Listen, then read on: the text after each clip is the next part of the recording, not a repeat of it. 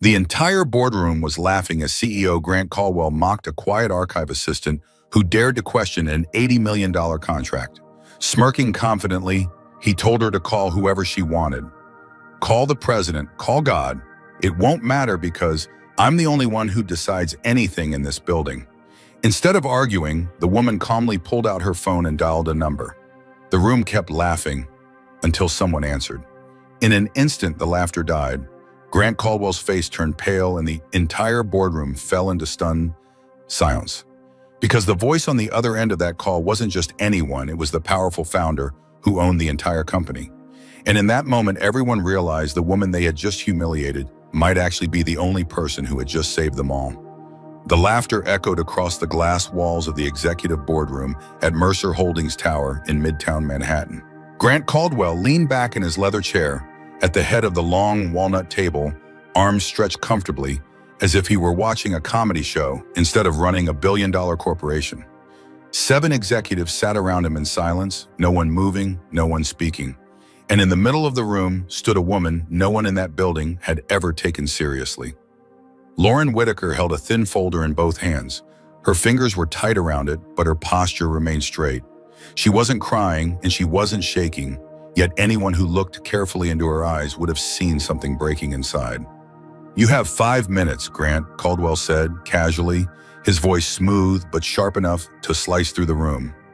"5 minutes to walk out of this room before I call security." Lauren inhaled slowly. "Mr. Caldwell," she said carefully, "I only need 2 minutes to explain." Grant laughed. Not a polite laugh, a loud one, the kind meant for an audience. He turned toward the executives around the table. "Did you hear that he said clapping once? The temporary file assistant wants 2 minutes of my time." A few quiet chuckles spread across the room. Connor Reed looked down at his notebook as if something on the page had suddenly become fascinating. Paige Sullivan turned toward the window. Derek Lawson gave a nervous grin. Only Brooke Ellison, the young compliance officer at the far end of the table, seemed uncomfortable. Her hands were tightly clasped together under the table. Grant leaned forward, resting his elbows on the polished wood. "Do you know how much 1 minute of my time is worth?" he asked. Lauren didn't answer, not because she didn't have something to say, but because she knew none of it mattered right now. All she could think about was the contract in the folder and the disaster hidden inside it. "I'm not asking for your time," she said quietly. "I'm trying to stop you from losing $80 million. The room froze for 3 seconds. Then Grant Caldwell burst into laughter again. $80 million, he repeated dramatically as he stood up and slowly walked around the table like a predator circling its prey. "You've been here, what, 3 weeks? Organizing archives?" Lauren nodded. "And now you want to teach my legal department how to review contracts?" Derek Lawson snorted softly. Connor Reed began clicking his pen repeatedly. Grant stopped right in front of her.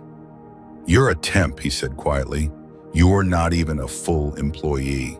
And you think you understand an $80 million contract better than the lawyers I pay 6-figure salaries to?" Lauren felt heat rush across her face, not shame but anger. She remembered her son Owen that morning, sitting at the small kitchen table with his cereal bowl and the gap in his smile where his front tooth had fallen out. "Mom," he had said cheerfully, "you're the bravest person I know." He had no idea how expensive bravery could be. Lauren lifted the folder slightly. "The penalty clause is reversed," she said. Silence returned to the room, this time heavier. "If this contract is signed as it stands," she continued calmly, "Mercer Holdings becomes responsible for the termination penalty, not Redstone Group." Ethan Cole, the head of legal, felt his stomach tighten. He hadn't personally checked that clause. Grant turned toward him instantly. "Ethan," he said with mock curiosity. "Did you hear that?" Ethan swallowed. "Grant, it might be worth taking a quick look." Grant's expression snapped cold. "When I want your opinion," he said sharply, "I'll ask for it." Ethan lowered his eyes. Lauren glanced around the room, 7 executives sitting there watching. 7 people with titles, salaries, power, not one of them willing to speak. Grant spread his arms theatrically. "Here's what I think happened," he said. "You skimmed through some documents you didn't understand, saw something that confused you, and decided to play hero." A few quiet laughs followed.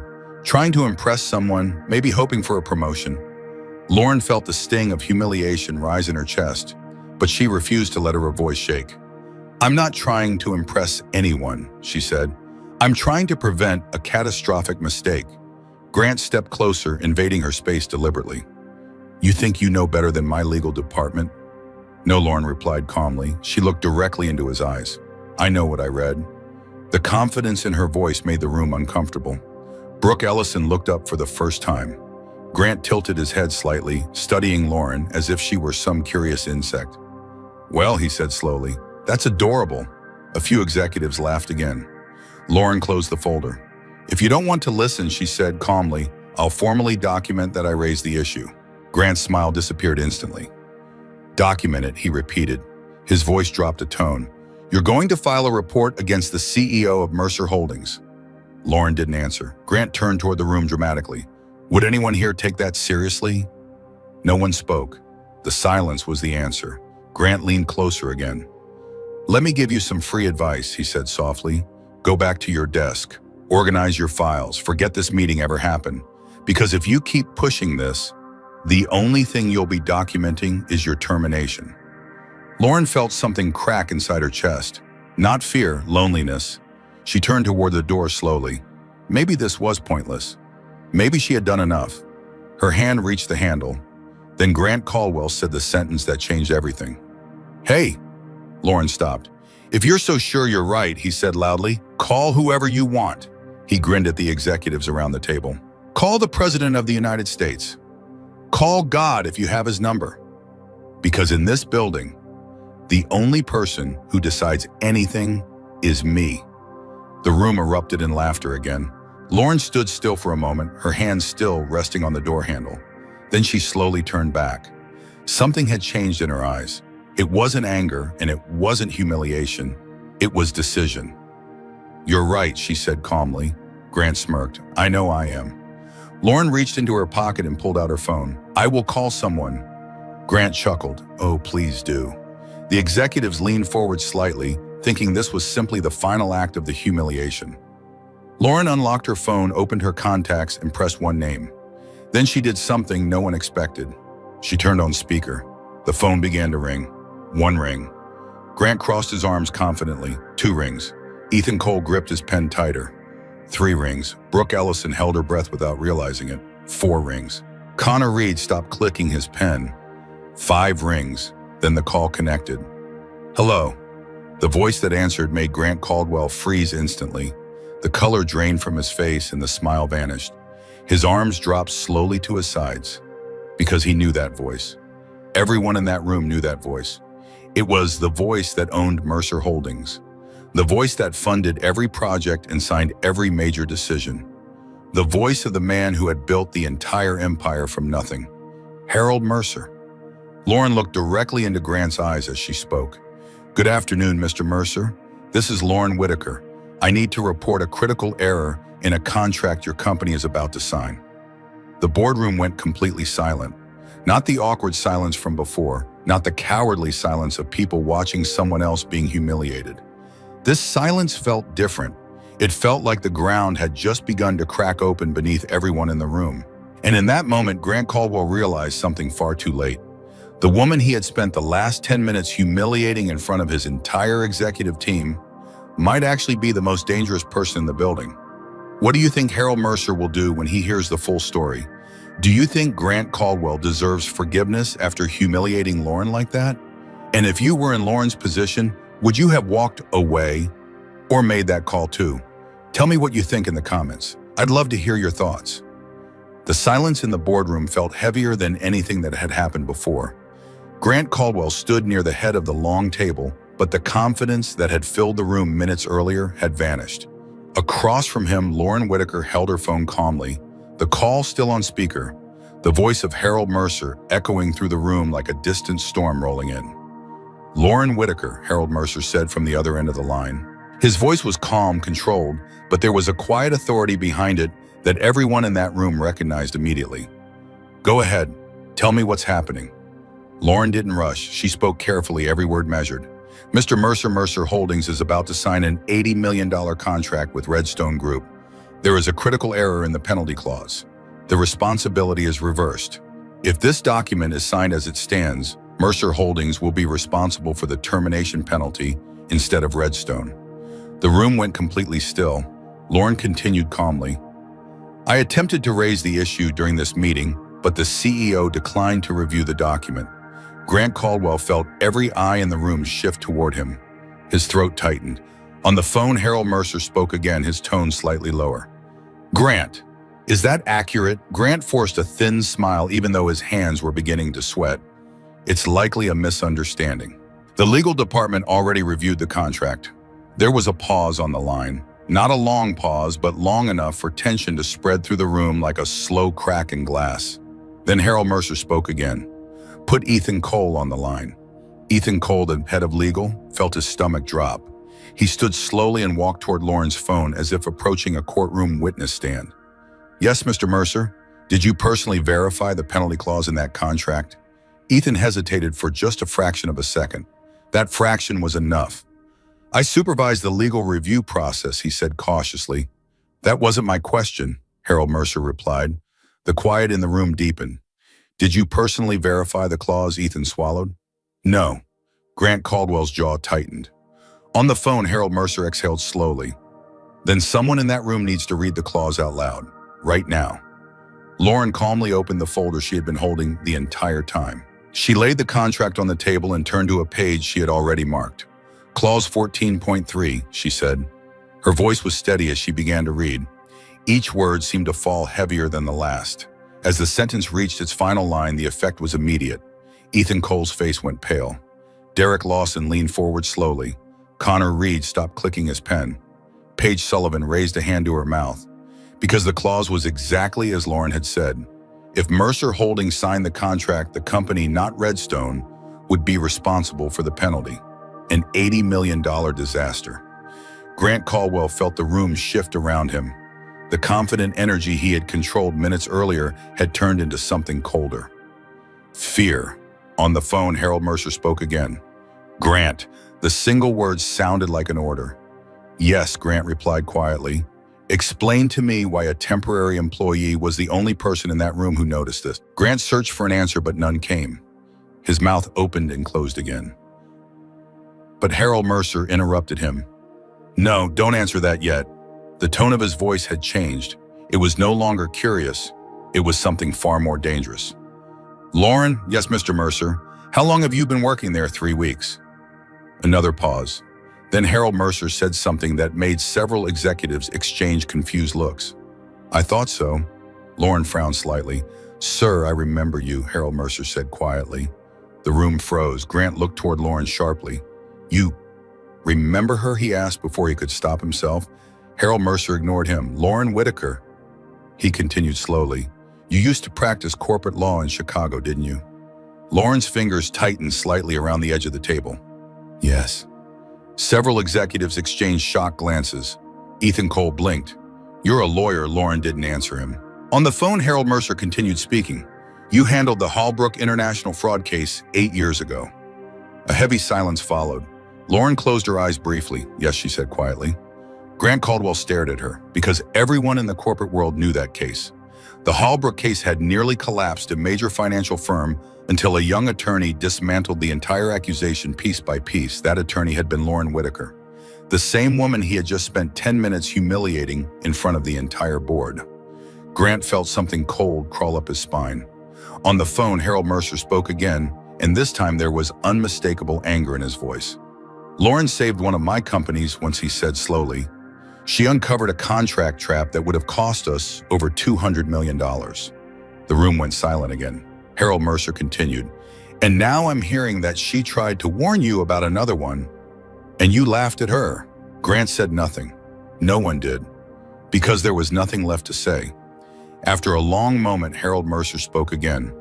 I'm on my way. Those 3 words landed like thunder. I'll be there in 30 minutes, he continued. No one signs anything. No one leaves that room. And Grant swallowed. Yes. When I arrive, I expect a full explanation. The line went dead. Lauren lowered the phone slowly. The room remained silent. No one moved for several seconds. Grant Caldwell looked around the table and realized something had shifted completely. The people who had laughed earlier were no longer laughing. Connor Reed avoided his eyes. Paige Sullivan stared at the contract. Ethan Cole looked like a man trying to calculate the cost of a career-ending mistake. And Brooke Ellison was looking at Lauren with something entirely different. Respect. Grant finally spoke, but his voice sounded very different from before. "You're a lawyer," he said quietly. Lauren nodded. "I was."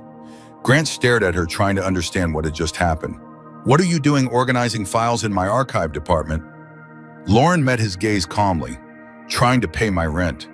The answer landed harder than anything else that morning. Grant felt the weight of it settle in the room. 30 minutes. That's how long they had before Harold Mercer walked through that door.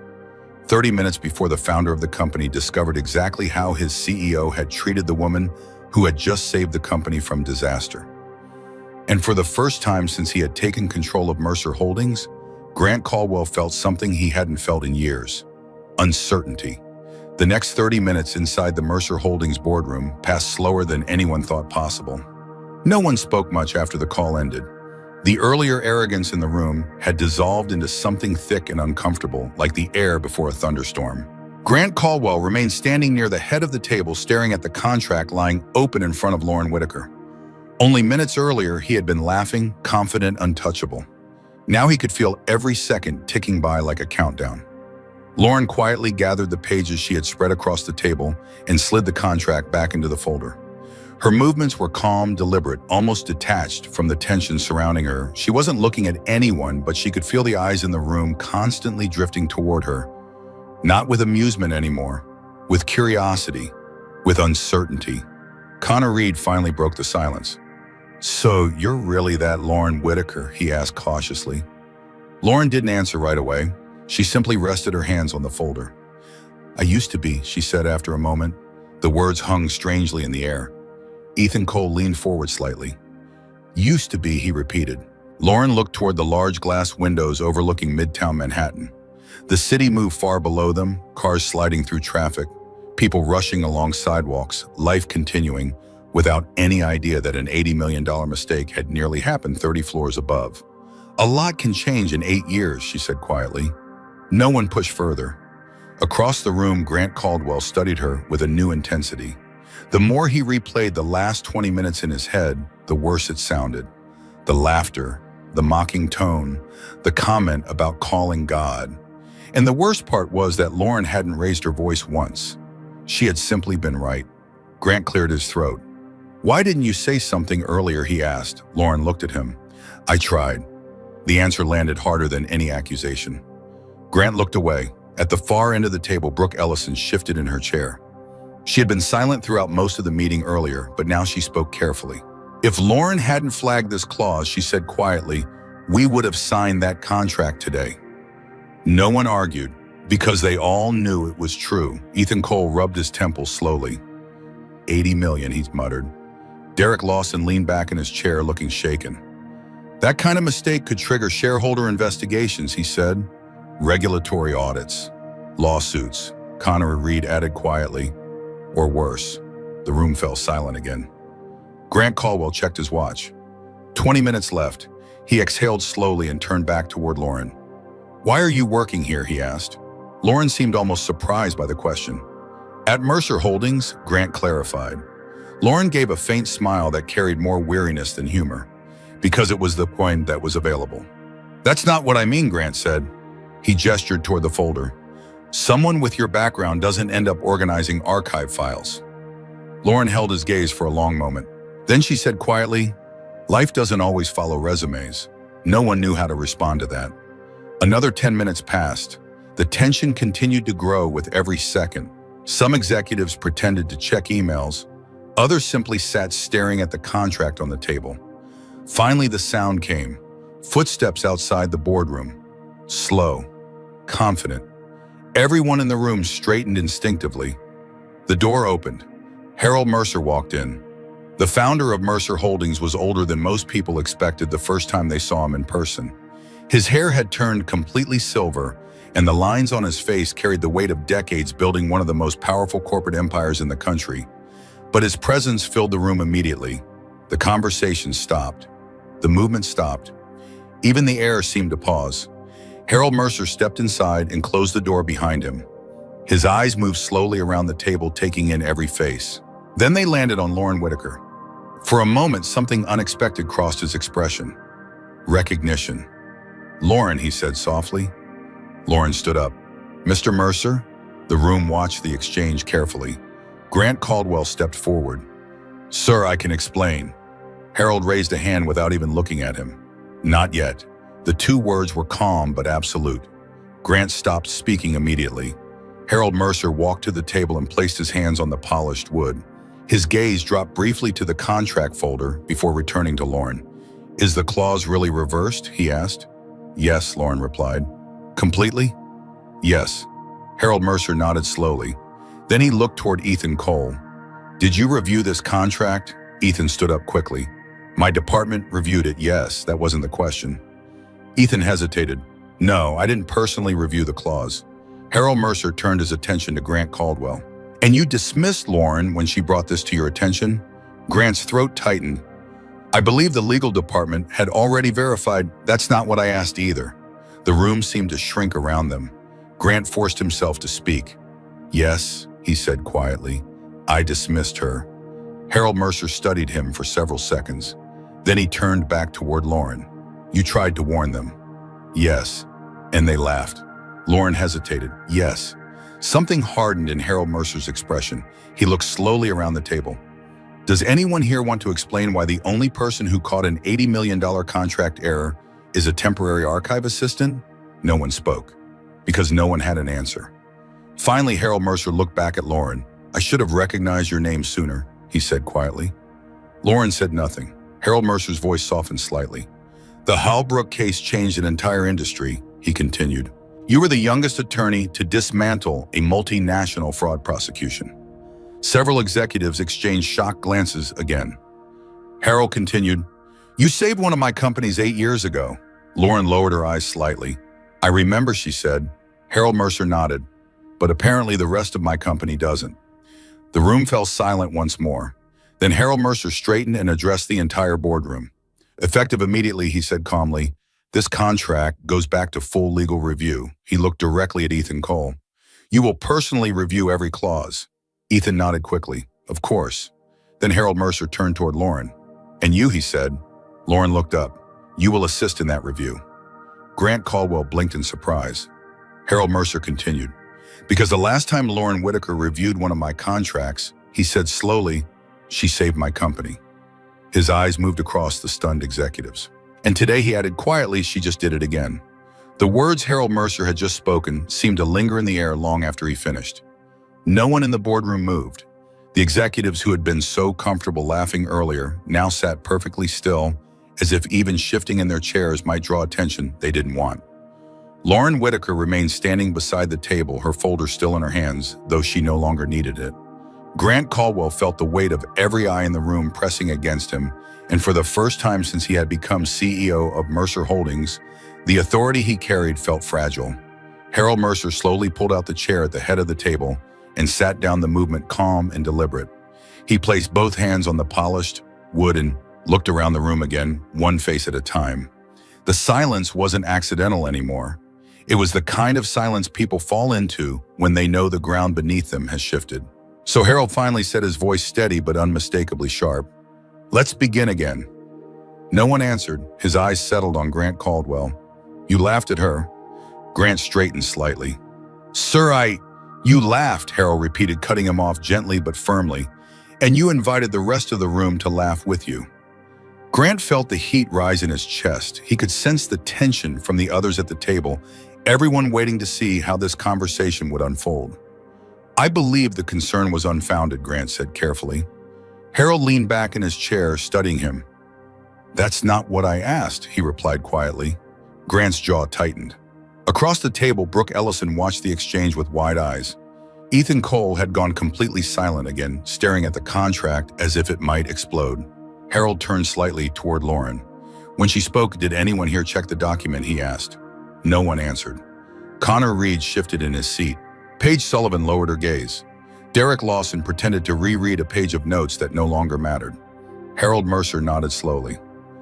"That's what I thought." The disappointment in his voice was worse than anger. Lauren finally sat down, placing the folder on the table in front of her. She didn't look triumphant. If anything, she looked tired. Harold noticed. "Lauren," he said gently, "how long did it take you to find the mistake?" Lauren considered the question. "About 20 minutes, she said. The answer rippled across the room. Ethan Cole looked up quickly. 20 minutes, Lauren nodded. "I was organizing the contract archives. The clause didn't match the earlier draft in the negotiation file, so I compared the two versions." Connor Reed stared at her. "You caught that just from organizing files, yes?" Harold Mercer leaned forward slightly. "That's how she's always worked," he said quietly. The room turned toward him. Grant felt something tighten in his chest. Harold looked at Lauren again, his expression softening in a way no one in that room had ever seen before. "You were always the one who read the details everyone else skipped," he said. Lauren gave a faint smile. "It's usually where the problems hide." For a moment, the tension in the room shifted into something else, something closer to respect. Then Harold Mercer turned back toward the table and the atmosphere hardened again. "There's another question we need to address," he said. The room waited. "Why is Lauren Whitaker working as a temporary archive assistant?" Grant looked up. Ethan looked up. Everyone looked up. Lauren didn't move. Harold's eyes remained fixed on her. 8 years ago, you were one of the most promising corporate attorneys in the country," he said. "Your name was on every major legal publication after the Halbrook case." Lauren looked down at the folder in front of her. "That was a long time ago." Harold shook his head slowly. "No," he said quietly, "it wasn't." Grant felt something shift again. Until that moment, he had assumed there was some simple explanation. Perhaps Lauren had changed careers. Perhaps she had chosen a different path. But the tone in Harold Mercer's voice suggested something else entirely. Something heavier. Harold continued speaking. "After Halbrook, he said 3 different international firms tried to recruit you." Lauren remained silent. "You turned them all down." Lauren finally looked up. "I had my reasons." "Yes," Harold said softly. "You did." The room was beginning to feel less like a corporate meeting and more like a story unfolding that none of them had expected to hear. Grant glanced at Lauren again, trying to reconcile the quiet woman in front of him with the person Harold Mercer was describing. "You disappeared," Harold continued. "One day you were everywhere in the legal world. Then suddenly, nothing." Lauren's fingers tightened slightly on the edge of the table. Connor Reed spoke carefully. "What happened?" The question hung in the room. Lauren didn't answer right away. For several seconds, the only sound was the faint hum of the city outside the windows. Finally, she spoke. "My husband died." The words landed softly but heavily. Grant felt his stomach drop. Lauren continued quietly. "Daniel had a heart condition. It got worse very quickly." Her voice remained steady, but the room could feel the emotion beneath it. "I took time away from work to take care of him. After he passed, things didn't go the way I expected." No one interrupted. Ethan Cole leaned back slowly in his chair. Lauren looked toward the window again, watching the distant movement of traffic below. "I had a young son," she said. "Medical bills. A house that suddenly felt too quiet." She paused, and eventually I stopped answering calls from law firms. Grant felt the weight of her words settle in the room. Harold Mercer spoke again, his voice gentler now. "You shouldn't have had to go through that alone." Lauren shook her head slightly. "I didn't. I had my mother and my son." A faint smile appeared for a moment. "He thinks I work in a giant skyscraper helping run the company." Connor Reed let out a quiet breath. "Well, technically that's true now."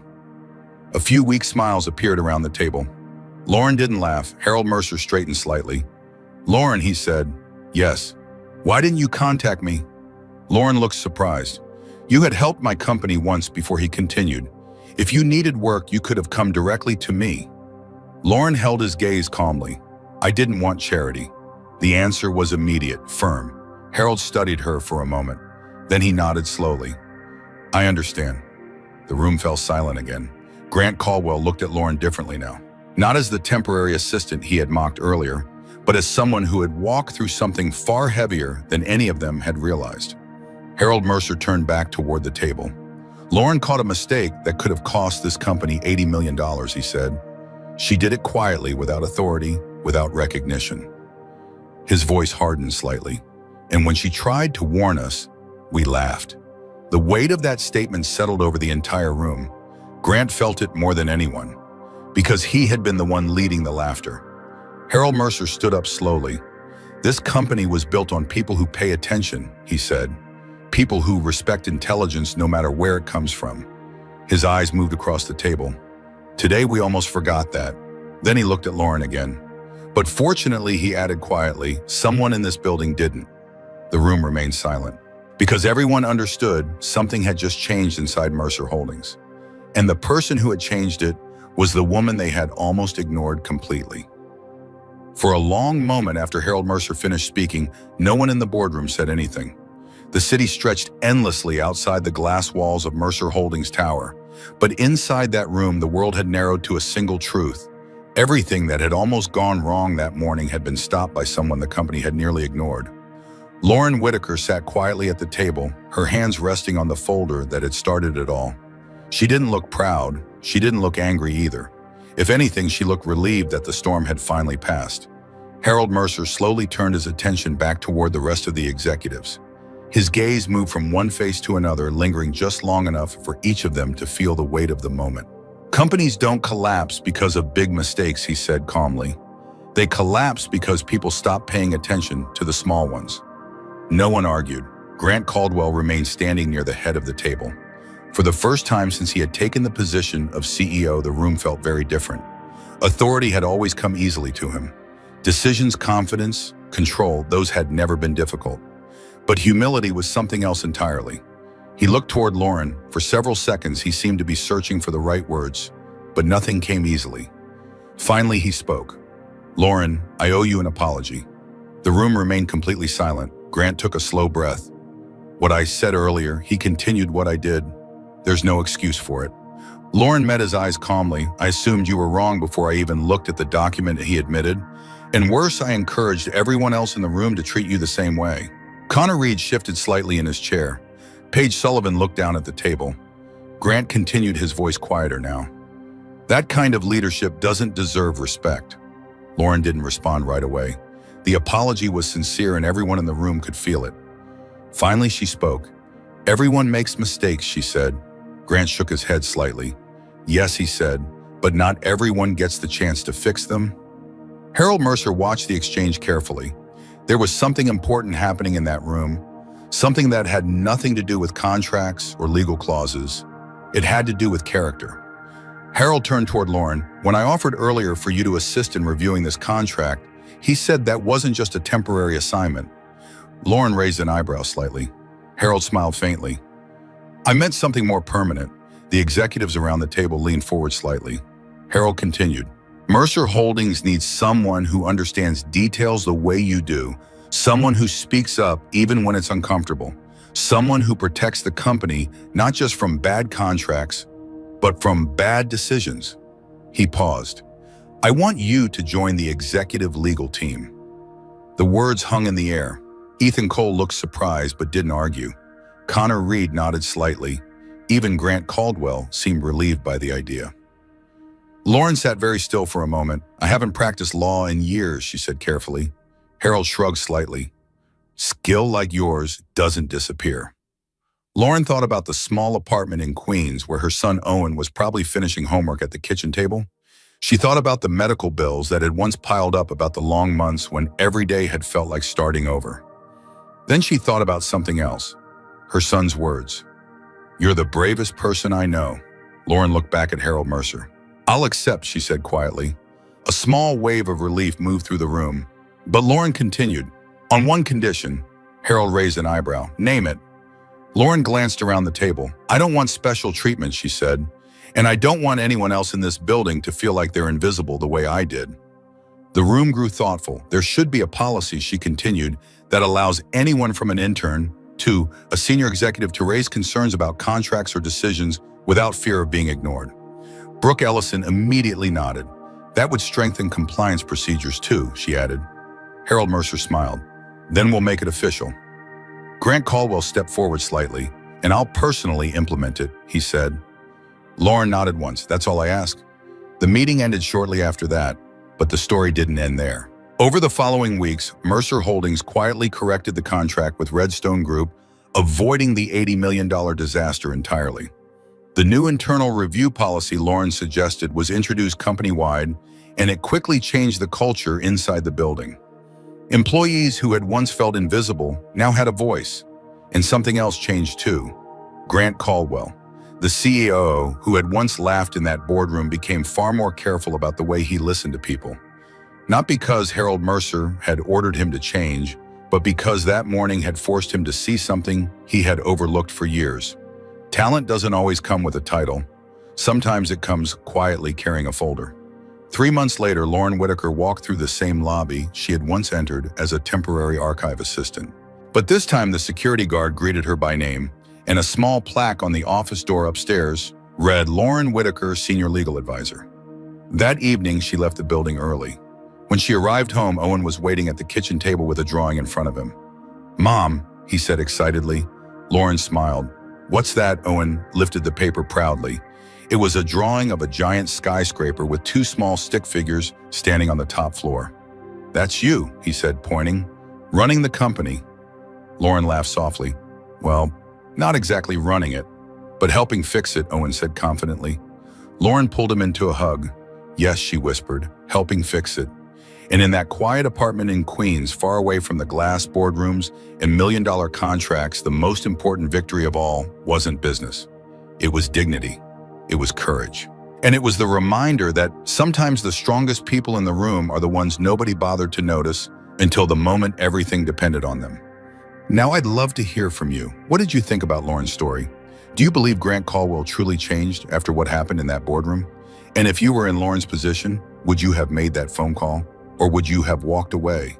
If this story moved you or inspired you, comment 100 below, so I know you made it to the end. Also tell me which country you're watching from. I'm always curious to see how far these stories travel. And if you think more people should hear stories like this about courage, dignity, and second chances, don't forget to share this video with someone who might need it today.